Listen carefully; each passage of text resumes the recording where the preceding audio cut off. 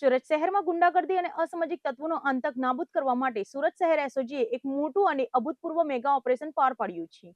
SOG police દ્વારા શહેરમાં હાથ ધરાયેલા ખાસ કોમ્બિંગ દરમિયાન ગુનાહિત ઇતિહાસ ધરાવતા 72 જેટલા રીઢા આરોપીઓને હથિયારોના જથ્થા સાથે દબોચી લેવામાં આવ્યા છે। સુરત શહેરમાં કાયદો અને વ્યવસ્થાની સ્થિતિને વધુ મજબૂત કરવા માટે અને માથાભારે તત્વોમાં ખાખીનો ખોફ પેદા કરવા માટે સુરત પોલીસ કમિશનરના આદેશથી એસઓજી એટલે કે સ્પેશિયલ ઓપરેશન ગ્રુપ એક્શન મોડમાં આવ્યું છે। શહેરમાં વધી રહેલી ગુંડાગર્દી, લુખ્ખાગીરી અને અસામાજિક પ્રવૃત્તિઓ પર લગામ લગાવવા માટે એસઓજીના ઉચ્ચ અધિકારીઓની આગેવાનીમાં આખા શહેરમાં એક સાથે ખાસ કોમ્બિંગ ઓપરેશન હાથ ધરવામાં આવ્યું હતું। એસઓજીની જુદી જુદી ટીમોએ શહેરના સંવેદનશીલ વિસ્તારો, અસામાજિક તત્વોના અડ્ડાઓ અને શંકાસ્પદ સ્થળો પર એકાએક ત્રાટકીને સઘન ચેકિંગ હાથ ધર્યું હતું। આ આખી કોમ્બિંગ પ્રક્રિયા દરમિયાન પોલીસે અલગ અલગ વિસ્તારોમાંથી ગુનાહિત ઇતિહાસ ધરાવતા અને ભૂતકાળમાં અનેક ગંભીર ગુનાઓમાં સંડોવાયેલા કુલ 72 જેટલા રીઢા આરોપીઓને એક સાથે રાઉન્ડ અપ કરીને તેની ધરપકડ કરી લીધી છે। આ અસામાજિક તત્વો સામે થયેલી મોટી કાર્યવાહીમાં સૌથી ચોંકાવનારો ખુલાસો એ થયો છે કે પકડાયેલા 72 જેટલા આરોપીઓ શહેરમાં કોઈ મોટી હિંસક વારદાત કે લૂંટફાટને અંજામ આપવાની ફિરાકમાં હતા। એસઓજીની ટીમે આ તમામ આરોપીઓ પાસેથી ગેરકાયદેસર અને ઘાતક હથિયારોનો જથ્થો પણ જપ્ત કર્યો છે।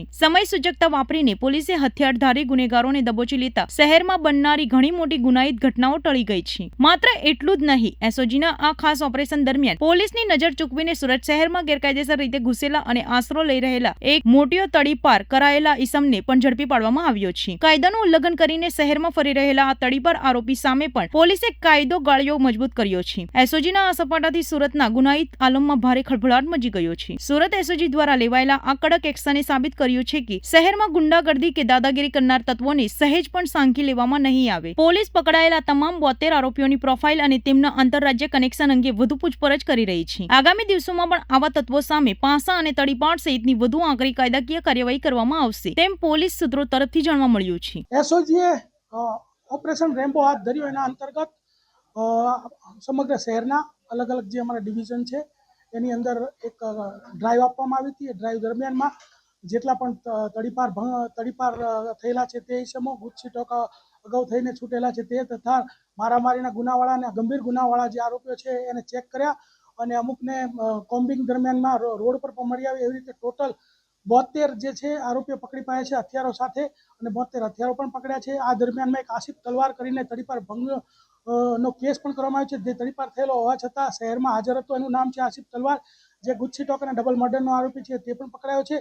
તદ ઉપરાંત એક ડિંડોલીનો મારામારીનો ગુનો છે, જે સ્ટેપિંગનો ગુનો હતો, એનો આરોપી છે અરબાન આલમ ખાન પઠાણ, તે પણ પકડાયો છે। અને આ રીતે જે છે કાર્યવાહી કરવામાં આવેલ છે।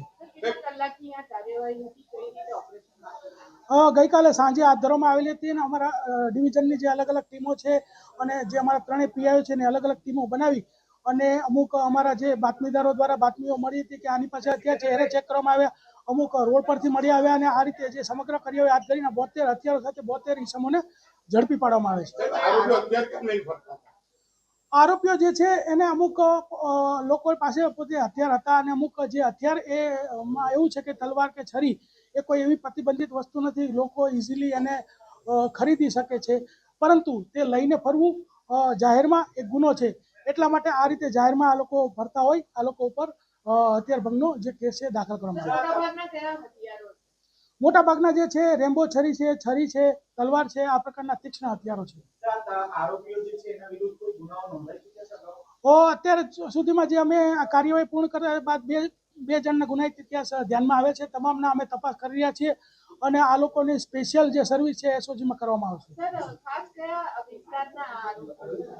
આરોપીઓ જે છે એ સમગ્ર એરિયાના છે, પણ સૌથી વધારે લિંબાયત, ચોક બજાર, અઠવા, ભેસ્તાન અને સલાબતપુરામાંથી વધારે પકડાયા છે। એ અત્યારે જે છે અમે આરોપીઓને પકડી અને જે છે એનું કાર્યવાહી પૂર્ણ કરી છે અને હવે એની તપાસ કરવામાં આવશે। સર, આજે હથિયારો પકડાયા છે, અમુક ગંભીર પ્રકારનો ગુનો કહેવાય કે સામાન્ય ગુનો છે?